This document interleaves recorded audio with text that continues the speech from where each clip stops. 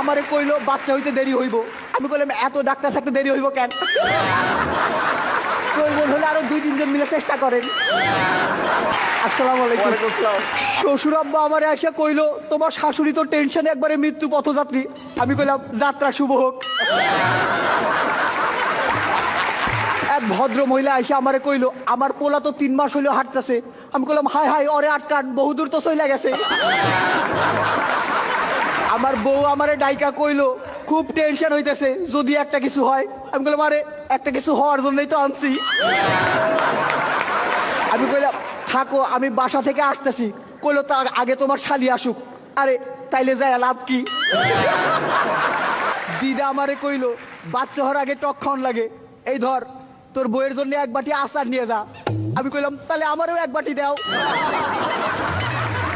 দিদা কইলো আরে না বাচ্চা তো হইব তোর বইয়ের। আমি কইলাম হ অবাক ব্যাপার, একই দিনে বিয়ে করলাম শুধু বইয়ের খবর হয়ে গেল।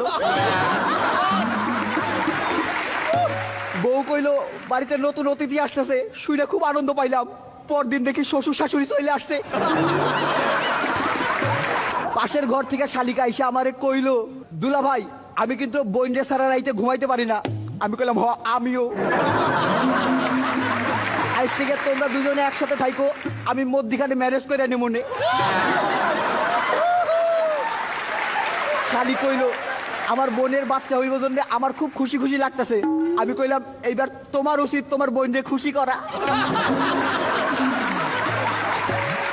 পরিবার পরিকল্পনার এক আপা আসছিল। আপা আমারে কইলো যে জন্ম নিয়ন্ত্রণের জন্য কোনো পদ্ধতি গ্রহণ করছিলেন কি? আমি কইলাম পদ্ধতি একটা গ্রহণ করছিলাম কিন্তু ওইটা নিয়ন্ত্রণের না। আপা আমার বউরে কইলো যে এই সময় ভালো মন্দ খাওয়া দরকার, আপনার কি খাইতে সবচেয়ে ভালো লাগে? আমি কইলাম ওই একটা খাবারের নাম কয়া দাও। ওইটা কইও না। আপা আমার বউরে কইলো এই সময় কিন্তু ভারী কোনো কিছু তুলবেন না। আমি কইলাম আমার ওজন খুব একটা বেশি না। আমার বন্ধু আমারে কইলো আমার শ্বশুর শাশুড়ি খুব খারাপ, মাসে 2-3 বার যাওয়া আসা করে।